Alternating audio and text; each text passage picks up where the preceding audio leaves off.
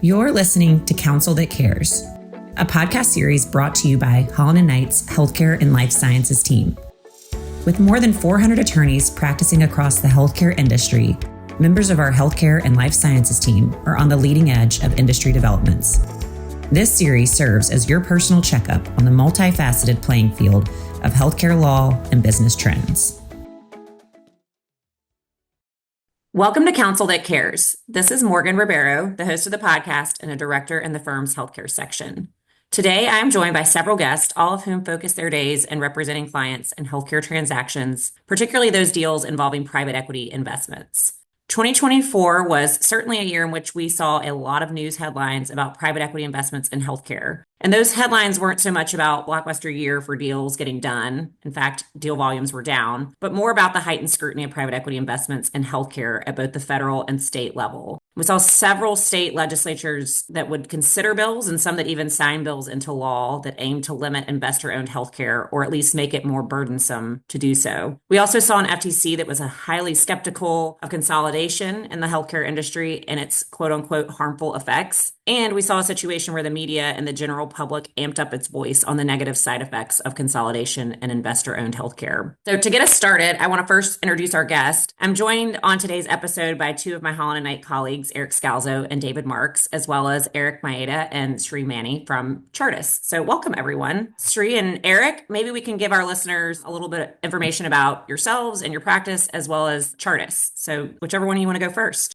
I'll go first. Sri Manny, thank you for having us join your podcast. I'm a senior partner in our strategic transformation practice. I spend most of my time focused on private equity in their portfolio companies, providing strategic advisory services. I've been in healthcare for 25 plus years. While the vast majority of my time has been in consulting, I've also had a career in investment banking.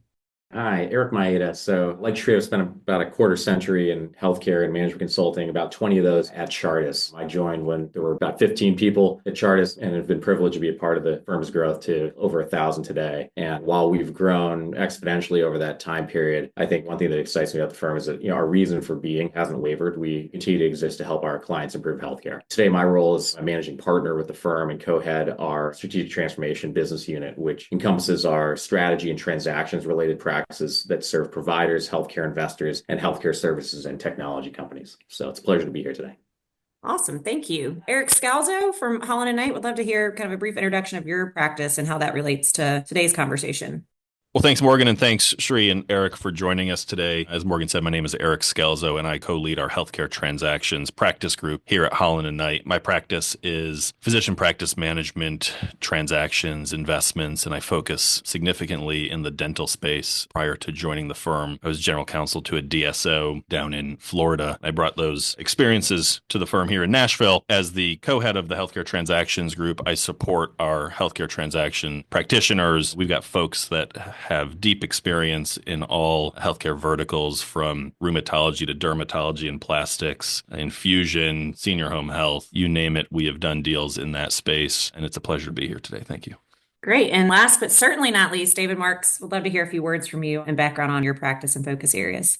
Thanks, Morgan. I am a healthcare private equity partner at Holland & Knight, and together with Eric and a number of other people on our team, we represent both private equity sponsors and founders across the spectrum of healthcare private equity transactions. Historically, we are the inheritors of a practice that has gone on for decades, even before private equity became involved back in the 90s when the first wave of physician practice management companies were created. The legal infrastructure was actually created and invented in this building. And even before then, with the creation of HCA, with our law firm and the formation and then the subsequent spin-outs, the industry is saturated throughout these hallways. And the current manifestation of that we see is very much interested in the traditional physician practice management space, where I do a lot of deals, but increasingly now, not only a return to the basics like dental, but a lot of new and exciting areas from AI and healthcare technology to pharma services and a number of other areas. We're proud of the fact that according to league table rankings, which are not yet official, but currently, as far as I know, we're number one in healthcare private equity transactions, number one in healthcare transactions, and our team is very busy and excited to talk. So I did a very quick overview of, sort of setting the stage for what we saw in 2024 as it relates to scrutiny of private equity investing in healthcare or kind of investor-owned healthcare. But, David Marks, maybe I can start with you just around sort of what we saw over the past year and kind of what that means for us, moving forward.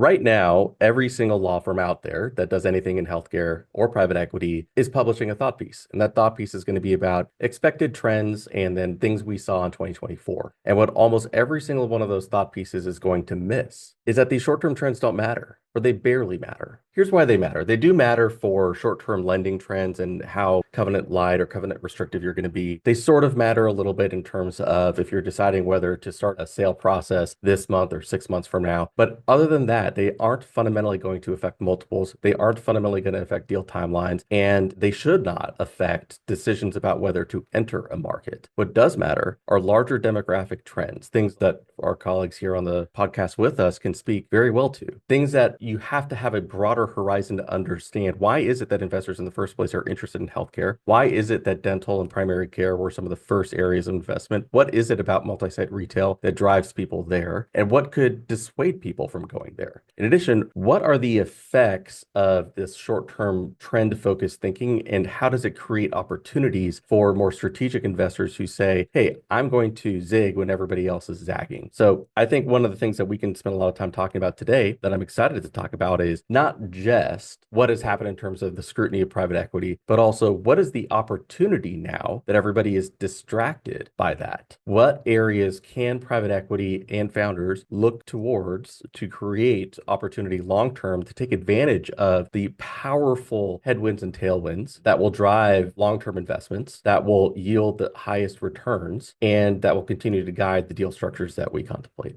Great. And I think I completely agree with all of that. There's so much opportunity, right, to be had in all of this. There is certainly a lot of need for innovation and change in healthcare. And I think, private equity certainly plays a role in that and the expertise that they can bring in sort of managing some of these companies. So I think, it's helpful for us to take a little bit of a look back at 2024 and what we saw, even knowing that things will certainly change in 2025. And I want to turn it over to Eric Scalzo maybe to just set the stage for us a little bit around what we saw this past year.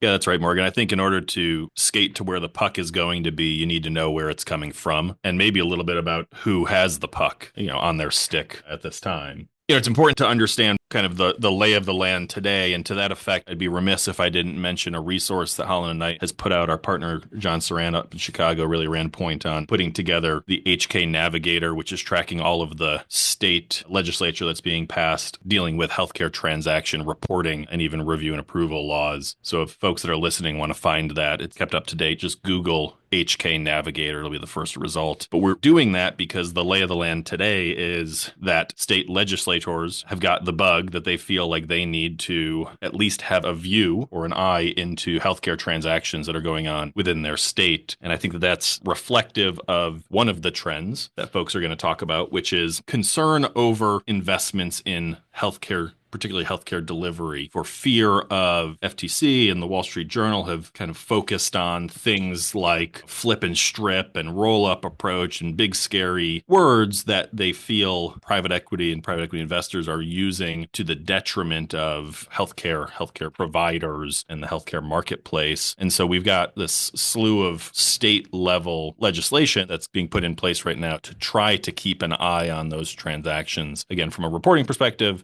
sometimes from a reporting, review, and approval perspective. And we're watching that closely because we think it is important not just to make sure that our clients comply with those reporting requirements, but also to be thoughtful about how our clients are building their businesses today with an eye towards potentially needing to report something in the states that they're operating in, even if it doesn't show up currently on that tracker map, because it may in the future.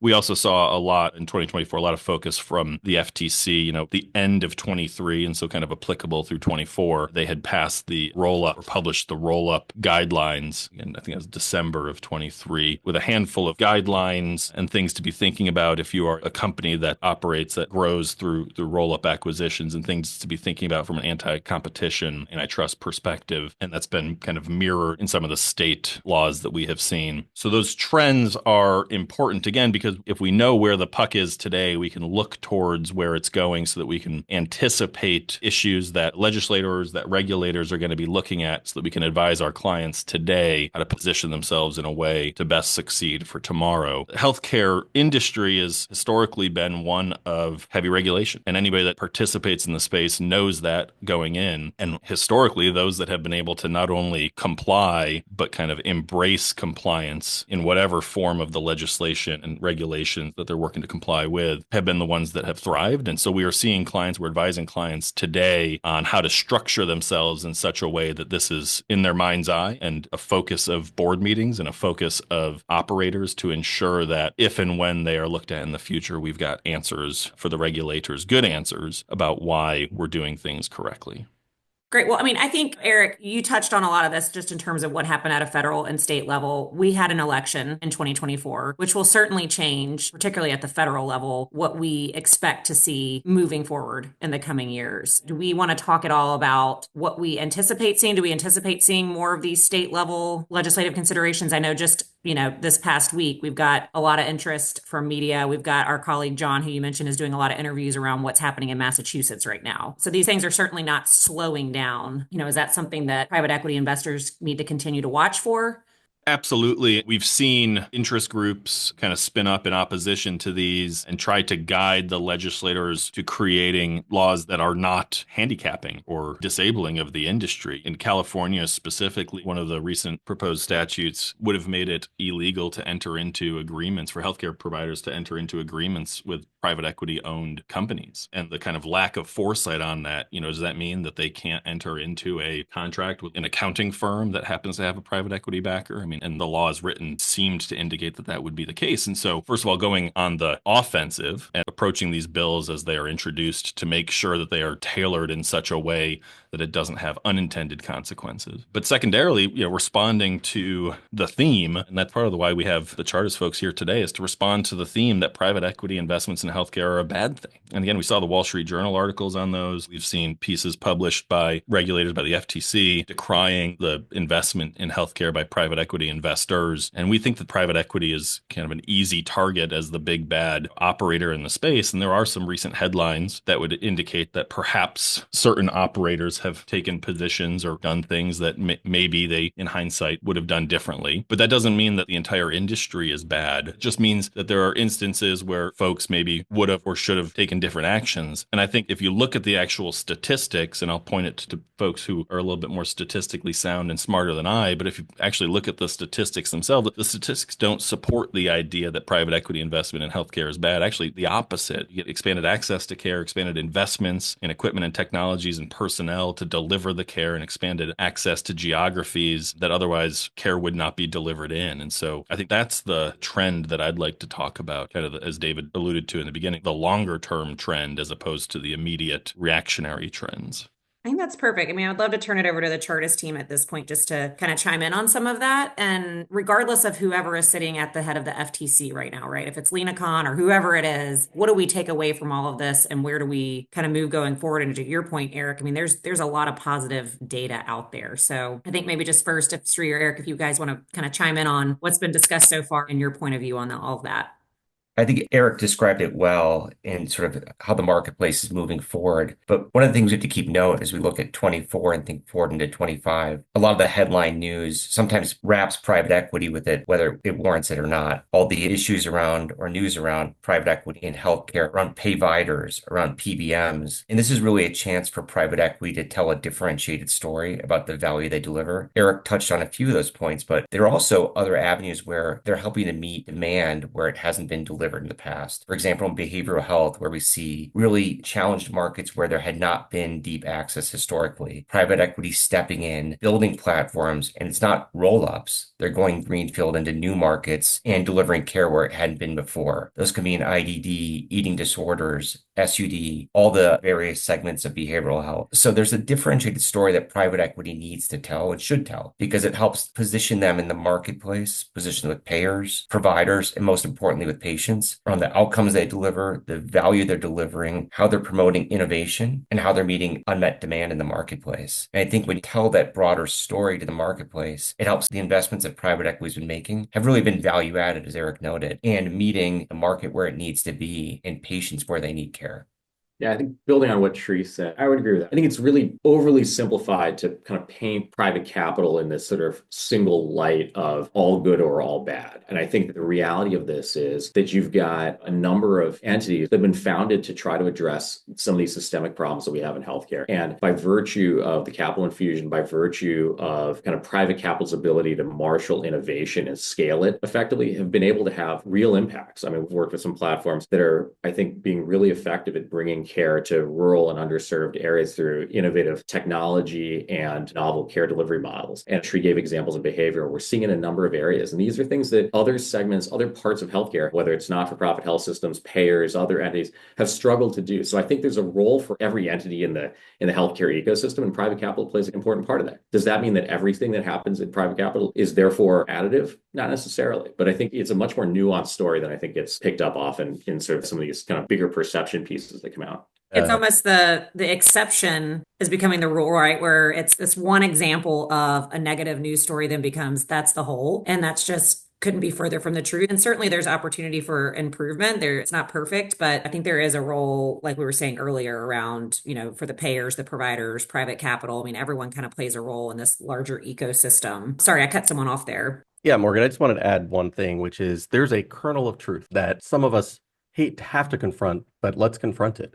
The kernel of truth is that some actors were influenced by the ease with which it was possible to make a lot of money by pursuing artificial EBITDA gains through M&A and achieving a return by arbitrage on multiples. And one major shift, for good or ill, that's happened since interest rates increased and really pushed against a lot of the business plans that hadn't contemplated that over the last 2 years, was that there's a recognition now that real EBITDA requires actual investment into the company, sustainable models, not ones based purely on earnouts, not ones based purely on promises to a physician that, hey, if you join our company, then guess what? In a couple of years, you'll get your second bite at the apple. You can cash out real big. It requires demonstrated ability to grow meaningful, true EBITDA organically. And even through M&A, there's a requirement to show that it's long-term sustainable and creates real value accretion as opposed to engineered value accretion. And that creates both a lot of pressure on some companies that have not done a great job of integrating when they're doing roll-ups, have not spent a lot of time building out real facilities. We know that that's a particular area of scrutiny for what used to be trendy a couple of years ago, which is a lot of these PPMs that were in areas where there was a lot of talk about income repair through building out ancillary services, whether that's from gastro to dermatology to urology, et cetera, where people would be lured in by talk about how they could build out ASCs and ancillary service lines, radiology, et cetera. But then maybe there wasn't always the same level of investment. And what's now differentiating platforms when they go to exit is not the name of the platform. It's not what sector they're in. It's what is their credible demonstrated ability to differentiate based on actual investments in ancillary service lines, based on actual retention ability, the excitement of people to participate, associate to partner equity models, and again, just the ability to demonstrate to a future buyer that this is for real, that this is a real business with long-term sustainability that can promote from within, that can grow both organically and via M&A and sustain the EBITDA that otherwise looks good on paper. And if I can, David, to do so in a compliant way, right? And one of the trends that we've continued to see is the idea that private equity-backed healthcare companies kind of cut corners or do what they may with respect to compliance in the effort of eking out EBITDA. Or at least those are some of the allegations. And I think the reality, and again, if we go back to kind of what statistics show, if you were to put any kind of non-private equity-backed, air quotes, independent physician practice out there and you were to do a chart audit and you were to compare that with a private equity backed management company affiliated practice, the focus and dollar spend on compliance for the latter is so much higher. And the chart audits, I think, show that to be true from a pure technical compliance perspective. So again, the idea of bringing yourself to market kind of duct taped together, a repeat of what we all saw in the 90s, isn't going to fly anymore from a standpoint of building a long-term, sustainable, investable platform upon which practices, practitioners, leaders in their respective markets want to affiliate and be supported by. clinical outcomes, performance and rev cycle, access, cost per unit of service, differentiated payment models that are trying to bend the cost curve. Eric talked about sort of the integration across platforms. It doesn't look like an amalgamation of assets, but one that's really positioned in the marketplace to deliver value. And as we think about where at 25, how these platforms can begin to tell a different story, again, in the marketplace, they're not lumped in with all the other headlines that are out there. We think these are some of the metrics to describe that we are on the right side of healthcare. We're really trying to drive value on the right side of healthcare. It's on outcomes, it's on rates, it's on how the business is structured. And that ultimately will drive differentiation. And hopefully for investors looking at these businesses, say these are businesses we can get behind. We don't think there's, operating risk or reputational risk or regulatory risk because they have a great story to tell the marketplace. Are you seeing them proactively tell that story? It seems sort of like they're, at least, particularly in 2024, it's been sort of on the defense or reaction mode. And so I'm curious, are you seeing more private equity backed healthcare companies, particularly healthcare services companies, kind of go out and tell that story? Yeah, Morgan, we have seen this. We've worked actually with a couple of platforms just in the last year or so that have explicitly said, look, we want to become much more focused in quantifying and sort of tracking the outcomes and the impact that we're having. We want to be able to do that for a series of stakeholders, whether those stakeholders are payers that they are ultimately negotiating or engaging with, whether it's with regulators that they may need to speak to, whether it's the public or patients, or it's other providers that they're looking to recruit and retain. They want to be able to kind of measure and be able to articulate their value proposition. And I think it goes back to what Tree was saying, where at its core, this has got to be about being able to, you have to be able to demonstrate that you're on the right side of healthcare, that you're having an impact around affordability, around quality, around access, and experience, really the quadruple aim. And so I think we are seeing, I'd say, sort of more forward-thinking sponsors and their portfolio companies being more proactive on that front. I'll also just say this. I don't want this to come across as like it's a messaging problem, because it's not just that. Like, if there's no story to be told, it doesn't matter how much you spend on marketing and messaging, right? It's going to fall apart, right? But for the platforms that really have a true differentiated value proposition in addressing some of these systemic problems in healthcare, then it really is the opportunity for them to be able to measure that and articulate it in a way that perhaps the market hasn't heard before. I want to shift gears just a little bit, but we've talked about these headlines, right? That the Wall Street Journal, the New York Times, they've kind of run these series around private equity investing in healthcare. And there was another one prior to that said private equity backed consolidation divides positions. So do we think because of this, sort of narrative that's out there that private equity firms have more of an uphill battle and have to convince sellers given this bad press, and maybe it's not impacting things? Is that true? What is your sort of read on some of those headlines, and are those points accurate? Are you guys finding that deals are slowing down, or that private equity firms are unable to sort of convince sellers that they're the right partner because of some of this kind of conversation that's going on out in the marketplace?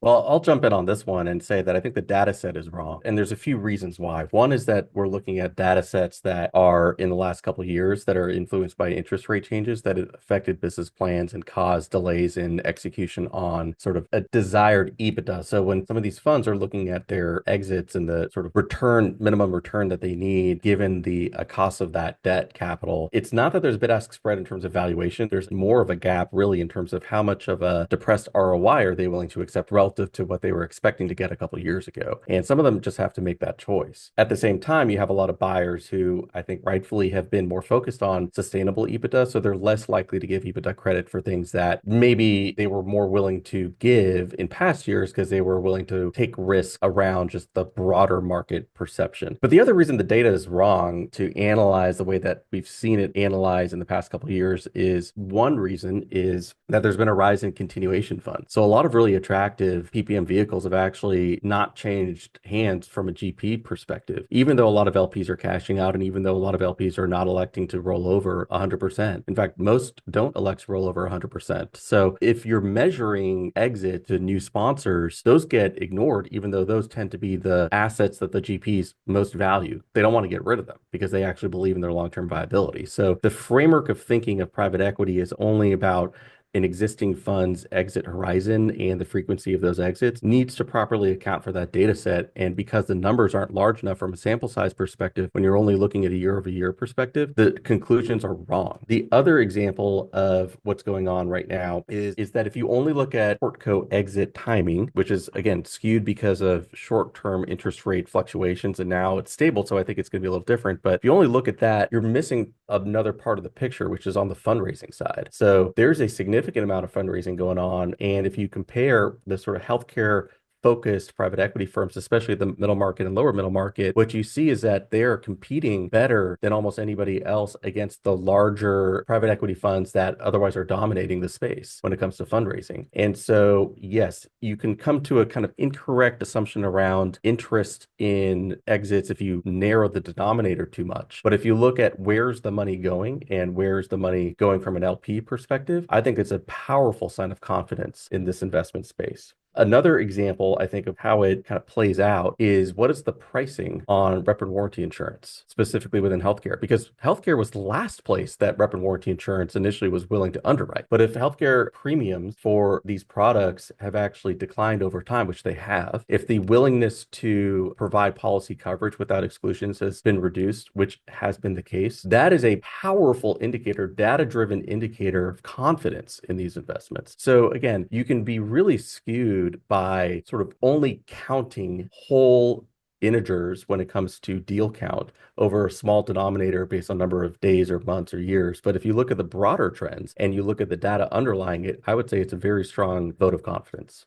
Great. Well, and I think, as we sort of wrap up this whole discussion around what the conversation is out there around, I would say even just healthcare more broadly, I don't think we can sort of overlook what happened at the end of the year with the very unfortunate situation with Brian Thompson and the CEO of United Healthcare, who was murdered outside of a hotel building as he was heading into the company's investor conference. And it seems like even since then, the sort of public outcry, really specifically amongst consumers around the expense of healthcare and the decisions that are being made in healthcare that ultimately impact consumers and patients. And so, curious to get this group's kind of reaction to that. And how does all this tie back to our discussion around scrutiny and private equity investing in healthcare and more broadly investor-owned healthcare, right? Because to go back to the beginning of our conversation, at a federal level, the regulatory scrutiny probably is going to lessen under the new administration. I think we'll continue to see things at a state level, but ultimately what's happening in the court of public opinion, and how does that kind of tie back to some of what even Chartis has said with your work with private equity firms and kind of that story and the narrative that we have to tell, the ultimate sort of dynamics that are at play in the marketplace. So any sort of reaction to specifically what's happened with the United situation and sort of since the beginning of December and what we're seeing now? Yeah, I'll go first on that. I think what is missed, particularly in the reaction, and I think somewhat disgusting reaction of the celebration of Brian's murder, is the fact that he is a human being with a family and he had a job to do and he was doing the job. And I think that the reality is we're living in a time where people read headlines, where people read tweets, where people read or watch TikTok videos, and they shape their worldviews based on sound bites. And oftentimes, as we've indicated on this during this chat here, the sound bites are based on bad data or come to bad conclusions based on the data presented. And unfortunately, we as a society are moving away from diving into actual causes of trends. And at the end of the day, resolving your grievances with violence should never be the answer. And hopefully this podcast can start to have some of the conversation of why the headlines blame private equity for increased costs in healthcare are wrong. They're opinions based on data that, again, if you look at the data in a different way or come at it with a different approach, the headline could be written completely differently and be supported. You can have a debate about the outcome, the cause, and the like. But that's what we should be focused on, is having those intellectual discussions about the issues facing the industry and coming to, developed, thoughtful solutions as opposed to knee-jerk or violent solutions. Couldn't agree more. So I think as we kind of wrap up this conversation, I do want to take a little bit more time just to look at what's ahead, what lies ahead in 2025, and some of the trends as well as the opportunities that we see for private equity. Happy to start with any of you all, but maybe from the Chartis team, what do you anticipate seeing more or less of in 2025, and the trends as it specifically relates to private equity investing in healthcare? I think what we're talking to our investor clients about is that it's really sort of, much of the theme of this whole conversation we've been having is that the opportunity in investing in healthcare is investing into companies that are focused on solving these core healthcare problems, right? And I think we're seeing innovative solutions emerging kind of across the board there. And I think you sort of take these elements of the quadruple aim and separate them out, and you say on access, I think we're seeing innovative companies that are addressing rural access challenges in providing care to Medicaid and other underserved populations. And I think that that, there's opportunity there because you're seeing just tremendous growth and greenfield potential there. Opportunities around leveraging technology to drive innovation and create efficiency in healthcare where it is sorely lacking, right? Huge opportunities to invest there. On affordability, we're seeing innovative solutions around chronic care management, focus on narrow or broader populations that I think that uses technology and data to try to pinpoint care. And I think that, there's opportunities to invest behind that, right? So it's like you take each one of these components, there's a thesis to be built and acted upon that has tremendous long-term potential. And David, I couldn't agree more with what you said earlier. This is about identifying sustainable business opportunities. And I think that's why I think we're optimistic in this. And a lot of the investors that we work with are looking forward to 2025 and beyond because they see there being real potential to invest behind these trends that goes beyond whatever near-term regulatory questions that come up, right? And this is about investing into sustainable businesses that have real potential for growth and impact.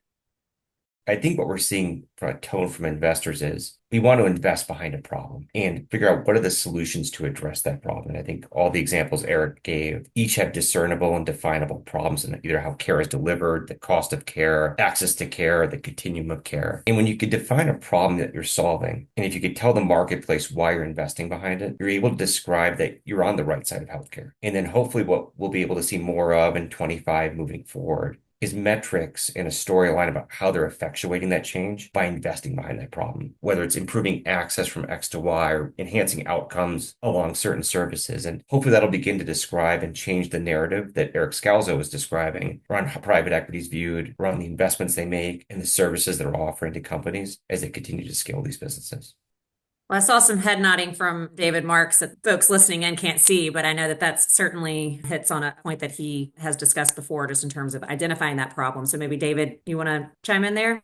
Yeah, I think it goes to show it's not about sectors anymore. It's about operational expertise and execution. And that's what folks are looking for. A lot of times when you hear about the larger private equity funds being frustrated that there aren't a lot of platforms available for them to buy at this point, what they really mean is there are not a lot of good platforms out there that in the process of becoming small to middle market had appropriately scaled. They hadn't done the kind of integration and especially compliance functions and build outs that Eric Scalzo was talking about. They haven't done the kind of focus on operational expertise that builds and ensures controls when it comes to quality of care, when it comes to access to care and physician engagement. And that's the kind of thing that Chartis is very good at.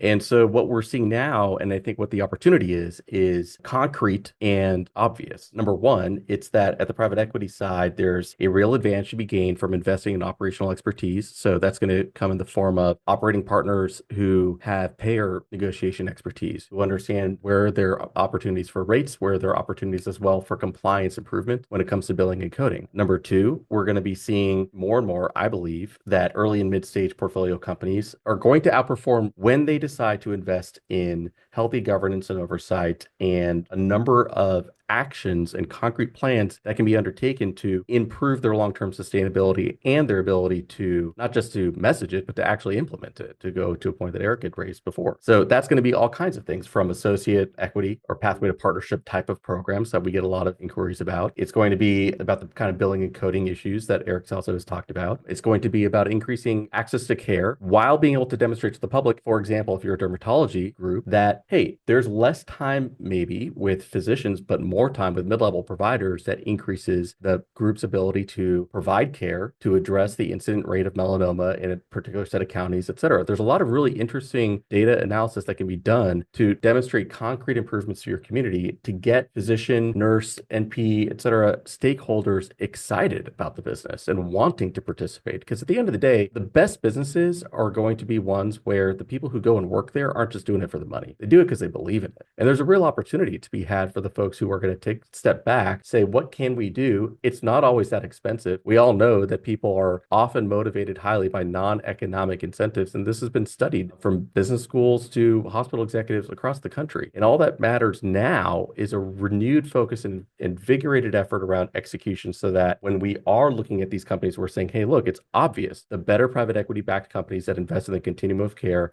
outperform. And at that point, it's not going to be about, oh, are you interested in dermatology versus dental? It's going to be, are you the best dermatology group out there? And we all want to be like you. All right, Eric Scalzo, bring us home. Any parting words of wisdom, reactions to that?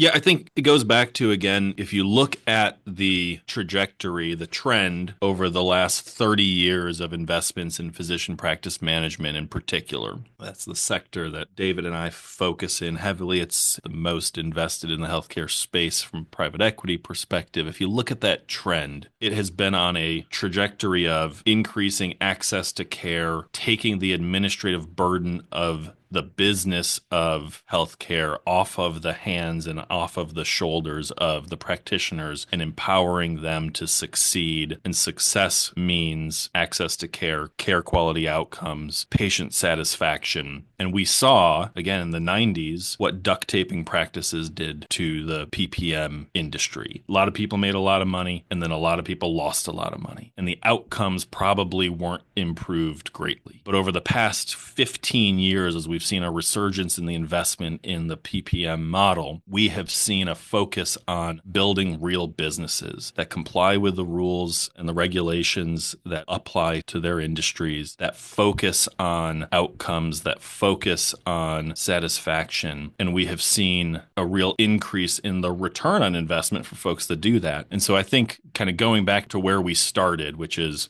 David projecting that there's going to be a lot of trends for 2025, discussions and thought pieces being put out that kind of miss the mark because they're focused on the narrowness of what happened in 24 and what's going to happen in 25. And they're going to say there's going to be a lot of deal activity, and they're going to say that there's going to be add-on activity and interest rates are going to drop. And while all of that might be kind of true or directionally true for the next 12 months, if you take a step back and think about the last 30 years and the next 30 years, the trend is going to be more investment in the space, and those dollars are going to be well spent, in my opinion, and I think the statistics show, to increase access to care, to increase outcomes of care, and to increase patient satisfaction. And I'm super excited to be part of an industry that is doing that, and look forward to working with anybody who's listening to this to help them continue on that mission. Well, thank you for that. I always like to end on a positive note. I do think there is a lot of excitement around 2025. I think there is, obviously, with the change in administration at the federal level, as well as changes at the state level post-election. I think there are still a lot of questions as to what we can see on that level, but there is a lot of opportunity in healthcare. I think given just sort of what's going on in the economy, interest rates going down, all of those factors are going to contribute to a year where we'll see, more activity here. And I think as we head into JP Morgan, we'll know some more after that and sort of what the commentary is at an industry level. But appreciate everyone's time today. Always enjoying connecting with the Chartis team and hearing your insights in these discussions. So thanks again. Thank you for listening to Counsel That Cares. For more information on Holland & Knight's Healthcare and Life Sciences team, please visit hklaw.com/healthcare.